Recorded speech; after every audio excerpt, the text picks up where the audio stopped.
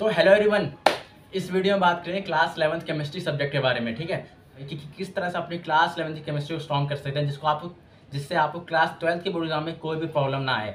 ठीक है, ये कोई स्टडी टाइप वीडियो नहीं होने वाली यार दोस्त। ठीक है, इस वीडियो में मैं सिलेबस का एक्सप्लेनेशन करने वाला हूँ जो कि 2023 से 24 में रिलीज हुआ है। ठीक है, मैं आपको बताऊंगा ये कि फिजिकल केमिस्ट्री कैसे करनी है, ऑर्गेनिक केमिस्ट्री कैसे करनी है और इनऑर्गेनिक केमिस्ट्री को आपको किस तरीके से करनी है। वीडियो स्टार्ट करने से पहले मैं थोड़ा अपने बारे में बता दूं। पहले बात, आपकी तरह 2 साल पहले मैं भी क्लास 12th में था, जहां मैंने अपनी केमिस्ट्री के बोर्ड एग्जाम में 95 मार्क्स स्कोर किया। उसके बाद मैंने जेईई मेंस 2022 को क्वालिफाइड किया है, जहाँ मेरी केमिस्ट्री में 96 परसेंटाइल मार्क्स थी। ठीक है, और अभी मैं बीटेक कर रहा हूँ ड्यूटी कॉलेज के अंदर। बताने का पर्पज़ बस इतना था यार दोस्त कि आपको पता चले जो बंदा आपको सामने से गाइड कर रहा हो वो इस लायक है कि आपको सही डायरेक्शन में गाइड कर सके। मैं अपने मोबाइल की स्क्रीन पर ले जाता हूँ, फिर मैं आपको सिलेबस को एक्सप्लेन करता हूँ, physical chemistry, organic chemistry, inorganic chemistry. हाँ, तो मैंने यहाँ पे क्लास 11th केमिस्ट्री का सिलेबस खोलिया 2023 से 24 वाला। ठीक है ना, तो देखो यार केमिस्ट्री में 3 पार्ट्स होते हैं आपके। केमिस्ट्री आपके टोटल 3 पार्ट्स होते हैं, फिजिकल केमिस्ट्री, इनऑर्गेनिक केमिस्ट्री और ऑर्गेनिक केमिस्ट्री। फिजिकल केमिस्ट्री का जो है वो थोड़ा कैलकुलेटिव पार्ट्स होता है। ठीक है ना, तो उसमें आपको कैलकुलेशन बहुत करनी पड़ती है, न्यूमेरिकल्स करने पड़ते हैं, उसकी थ्योरी भी पढ़नी पड़ती है, तो थोड़ा ये बच्चों को थोड़ा टफ साइड में लगता है। ठीक है, तो इसमें जो अभी क्लास 11 के जो चैप्टर्स हैं वो है, पहला chapter some basic concept of chemistry, second structure of atom and third is thermodynamics और फोर्थ इज इक्विलिब्रियम। थोड़ा इजी और टफनेस की बात करूँ तो मैं some basic concept of chemistry, तो पहला चैप्टर में आपको मोल कॉन्सेप्ट के बारे में पढ़ना पड़ेगा। ये थोड़ा मीडियम से टफ साइड में होता है। Structure of atom is most easy chapter. ठीक है, इसमें बहुत ज़्यादा स्कोरिंग चैप्टर है। ठीक है, लास्ट थर्मोडायनेमिक्स ये थोड़ा इजी से मीडियम साइड में है। ठीक है, लेकिन equilibrium is a most toughest chapter है, तो इतना करना, ध्यान से करना इन्हें। ठीक है, अब आते हैं इनऑर्गेनिक केमिस्ट्री के ऊपर। इनऑर्गेनिक केमिस्ट्री में आपके टोटल आई थिंक 3 और 4 चैप्टर है। पहला आपका थर्ड चैप्टर जो कि है पीरियोडिक क्लासिफिकेशन ऑफ एलिमेंट, जहाँ पे आप पीरियोडिक टेबल बारे में पढ़ेंगे, एलिमेंट्स के बारे में पढ़ेंगे, हीलियम लिथियम का आपने पढ़ा होगा क्लास 10th के अंदर। ठीक है, और सेकंड आपका केमिकल बॉन्डिंग जो कि सबसे इंपॉर्टेंट चैप्टर है पूरी केमिस्ट्री। अगर आपको अपने बेसिक्स क्लियर करना है तो आपको केमिकल बॉन्डिंग बहुत अच्छे से आनी चाहिए। लिटरली बात मान लीजिए, अगर आपने केमिकल बॉन्डिंग अच्छे से कर ली तो आपको क्लास 12th में एक भी कॉन्सेप्ट इनऑर्गेनिक केमिस्ट्री में समझने में बिल्कुल भी प्रॉब्लम नहीं आएगी। इवन इनऑर्गेनिक क्यों, ऑर्गेनिक को भी समझने में बिल्कुल भी प्रॉब्लम नहीं आएगी। ठीक है, तो जब भी आप एक कोचिंग में, भले आप ऑनलाइन कर रहे हो चाहे ऑफलाइन कर रहे हो, अगर केमिकल बॉन्डिंग का चैप्टर चल रहा है तो प्लीज़ क्लास को स्किप मत करना।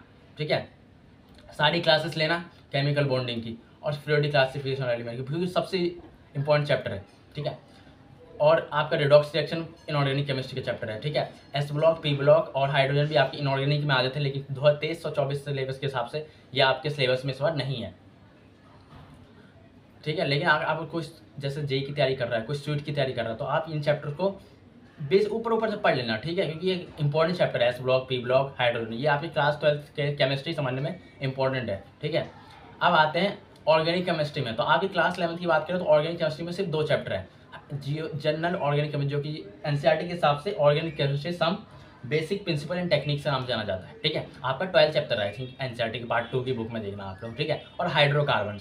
ठीक है, ये और आवर एनवायरनमेंट जो था वो इस चैप्टर को डिलीट कर दिया गया। वैसे भी इतना इंपॉर्टेंट नहीं है। ठीक है ना, लेकिन अगर जेई के पढ़ रहे हो तो पढ़ लेना। ठीक है, वैसे बस एनसीईआरटी डिलीट करनी है, आवर एनवायरनमेंट ज़्यादा इंपॉर्टेंट कुछ ऐसे करना है। देखो यार, फिजिकल केमिस्ट्री थोड़ा कैलकुलेटिव पार्ट होता है। ठीक है, तो बच्चों को इसमें कैलकुलेशंस करने पड़ते हैं, न्यूमेरिकल्स करने पड़ते हैं। ठीक है, और थोड़ा टफ साइड में लगने लगता है बच्चा। हाँ, तो सुनिए फिजिकल केमिस्ट्री कैसे करनी है। ठीक है, तो भाई देखो, ये जो फिजिकल केमिस्ट्री होती है ये थोड़ा कैलकुलेटिव पार्ट में होता है। ठीक है, कैलकुलेशन बहुत ज़्यादा करनी पड़ती है, न्यूमेरिकल्स करने पड़ते हैं, मोल कॉन्सेप्ट के, इक्विलिब्रियम के, थोड़ा टफ साइड में चला जाता है। इसके जो जेई में क्वेश्चन बनते हैं ना, बहुत टफ साइड में बनते हैं। ठीक है, देखिए हम इस वीडियो में से बोर्ड लेवल बात करेंगे। अगर आपको बोर्ड लेवल पढ़ रहे हैं तो भाई आपको अगर फिजिकल केमिस्ट्री करनी है तो सिर्फ आप एनसीईआरटी एग्जांपल्स करेंगे। ठीक है, और वो जो एक्सरसाइज के पीछे क्वेश्चन दिए हैं वो करना है, और प्रीवियस ईयर क्वेश्चन करना है। प्रीवियस ईयर में पता है आपको क्या आता है, वो भी एनसीईआरटी के जो एक्सरसाइज आते हैं, न्यूमेरिकल्स एग्जाम्पल देते हैं, वही आता है फिजिकल केमिस्ट्री में।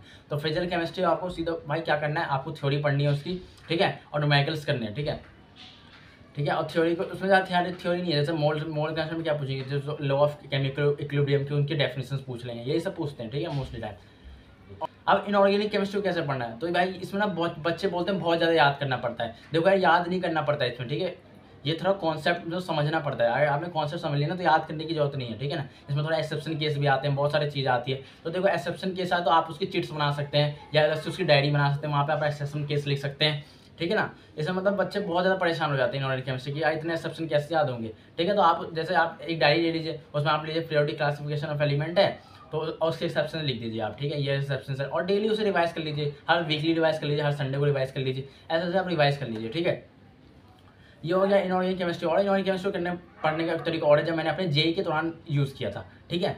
मैं जब भी रात में सोने से पहले अपनी एनसीईआरटी बुक ले लेता था, ठीक है, और उसे अपने तकिए के पास रख लेता था, ठीक है ना, तकिए के पास रहता था, और ये डिसाइड कर लेता था कि कल मुझे इतना पैराग्राफ पढ़ लेना है, एस ब्लॉक का, पी ब्लॉक का, ठीक है। और सुबह उठते ही, ठीक है, सबसे पहले मैं देखता था कि मम्मी पापा भी सोए हुए हैं, ठीक है, तो उन्हें डिस्टर्ब नहीं करता। मैं अपनी क्लास 11th की केमिस्ट्री का जो मैं रात में बगल में रख के सोया था तकिए पे, ठीक है, तो उसमें मैं उठाता हूँ, जो मैंने डिसाइड किया था मुझे इतना वो पढ़ना है, उसमें मैं पढ़ता था लाइन बाय लाइन एनसीईआरटी। देखिए इनऑर्गेनिक केमिस्ट्री पढ़ना ना, एनसीईआरटी से बाहर कुछ नहीं आएगा, पहली बात तो, ठीक है ना, एनसीईआरटी के बाहर कुछ नहीं जाना। अगर आप बोर्ड की प्रिपरेशन करें तो एनसीईआरटी से बाहर कुछ नहीं आने वाला, ठीक है। तो आप सिर्फ एनसीईआरटी को रीड करेंगे ना तो अपना आप हो जाएगा, ठीक है। तो ये आपको हर डेली करना है, ठीक है। बच्चे बोलते हैं कि हम इन्होंने इसको लास्ट में याद करेंगे जब एग्जाम आ रहे होंगे। नहीं भाई, शुरुआत से पढ़ते हुए चलो, ठीक है ना। मुझे पता है याद करने वाला है, आप भूल जाओगे, लेकिन आप ना भाई याद करते हुए चलो स्टार्टिंग से। आप बिल्कुल प्रॉब्लम, मैंने जो स्ट्रैटेजी बताई ना लास्ट टाइम पे, आप परेशान हो जाएंगे क्योंकि इतना ज़्यादा याद करना पड़ता है इसमें। इस शुरुआत से चीट बना के चलो, स्ट्रैटेजी डायरी में नोट डाउन करके चलो एक्सेप्शन, ठीक है। एक्सरसाइज के न्यूमेरिकल सॉल्व कर लो, ठीक है। एग्जाम्पल्स दिए उन्हें याद कर लो, मतलब याद करना है, ठीक है। लेकिन अगर आपने कॉन्सेप्ट समझा है ना तो आपको प्रॉब्लम नहीं होगी याद करने में, ठीक है। अब आते हैं केमिकल बॉन्डिंग। केमिकल बॉन्डिंग भाई सबसे इंपॉर्टेंट चैप्टर में पहले ही आपकी वीडियो में पहले बता चुका हूँ, ठीक है ना। केमिकल बॉन्डिंग अगर क्लास चल रही है तो कोचिंग में मत छोड़ना। अब मैं बता रहा हूँ, मैंने अपनी केमिकल बॉन्डिंग मेरी पूरी क्लास 11th वीक थी। मुझे क्लास 12th में इतनी दिक्कत आई ना, वीडियो में क्लास 12th में तो बहुत दिक्कत हुई। मैंने अपनी जेई के दौरान अपनी केमिकल बॉन्डिंग का स्ट्रॉन्ग किया, ठीक है। तो अपनी केमिकल बॉन्डिंग को भाई बहुत स्ट्रॉन्ग करना, ठीक है। केमिकल बॉन्डिंग आपके ऑर्गेनिक के अंदर भी काम आएगी और इनऑर्गेनिक केमिस्ट्री के अंदर भी काम आएगी। अब आते हैं जैसे ब्लॉक केमिस्ट्री है, तो ब्लॉक केमिस्ट्री सिंपल है, आपको रिवाइज करना है, ठीक है। उसे एक्सेप्शन की डायरी के अंदर लिखना है, ठीक है। अब ऑर्गेनिक केमिस्ट्री स्ट्रैटेजी की बात करते हैं। यार ऑर्गेनिक केमिस्ट्री को करने का सिंपल तरीका है, ठीक है। अगर आपने अपनी जनरल ऑर्गेनिक केमिस्ट्री जो है सम बेसिक जो भी क्लास 7 में 12वां चैप्टर ना पार्ट 2 में, ठीक है, उससे अगर आपने स्ट्रॉन्ग कर लिया, आईयूपीएससी कर लिया, आइसोमेरिज्म कर लिया, ठीक है, बेसिक्स सीख लिया, इंडक्टिव इफेक्ट क्या होता है, मेसोडर्मिक इफेक्ट क्या होता है, रेजोनेंस क्या होता है, ठीक है। अगर आपने ये सब स्ट्रॉन्ग कर लिया, इवन मैं आपको गारंटी दे के कह रहा हूँ, ठीक है, क्लास 12 की केमिस्ट्री पढ़ने को आपको बिल्कुल भी प्रॉब्लम नहीं आएगी, ठीक है। क्लास 12 की केमिस्ट्री आपकी यूँ चुटकियों में जाएगी अगर आपने क्लास 11th की 12th chapter general organic chemistry और 3rd चैप्टर हाइड्रोकार्बन्स, ये दोनों का आपने अगर बहुत ज़्यादा टाइम डिवोट करके स्ट्रॉन्ग कर लिया, ठीक है, तो आपको क्लास 12 के जो 5 चैप्टर हैं ऑर्गेनिक केमिस्ट्री के, मैं गारंटी दे के कह रहा हूँ आपको बिल्कुल भी प्रॉब्लम नहीं आएगी, ठीक है। तो मेरी बात गांठ बांध के सुन लो, क्योंकि मैंने अपने क्लास में ये गलती की थी। मैं नहीं चाहता आप लोग ये गलती करें, वरना आप भी 3 साल बाद आएंगे और यही वीडियो बना के चले जाएंगे, ठीक है। तो भाई अभी जान लो, जो अभी नया क्लास 11 में आया, तो भाई अभी स्टार्ट कर दो। जुलाई का महीना आ चुका है, बल्कि बच्चे बहुत लेट हो गए हैं। जुलाई का महीना मतलब अब तो पढ़ाई स्टार्ट कर दो भाई। जो भी गाँव गया था आ जाओ भाई, क्लास 11 की केमिस्ट्री स्टार्ट कर दो बहुत, क्योंकि क्लास 11th केमिस्ट्री आपको भाई आपकी परसेंटेज बनाएगी क्लास 12th में, ठीक है। सबसे स्कोरिंग सब्जेक्ट यही होता है। बच्चे कहते हैं ना बहुत टफ है, मज़ा नहीं आ रहा, लेकिन केमिस्ट्री सब्जेक्ट ही आपके स्कोरिंग और परसेंटेज बनाती है, ठीक है। तो मुझे इस वीडियो में यही बताना था, ठीक है। मैं आने वाली वीडियो में बताऊँगा कि कैसे करना है, ठीक है कि मैं आप स्ट्रैटेजी वीडियो बनाऊंगा, मैं आने वाली वीडियो बनाऊंगा, ठीक है। फिर मैं चैप्टर्स के नोट्स भी प्रोवाइड कर दूंगा आपको, ठीक है। तो भाई वीडियो में बने मतलब तो इस चैनल पर बने रहना आप लोग, ठीक है। तो वीडियो को यहीं पे एंड करते हैं, तो थैंक यू एवरीवन।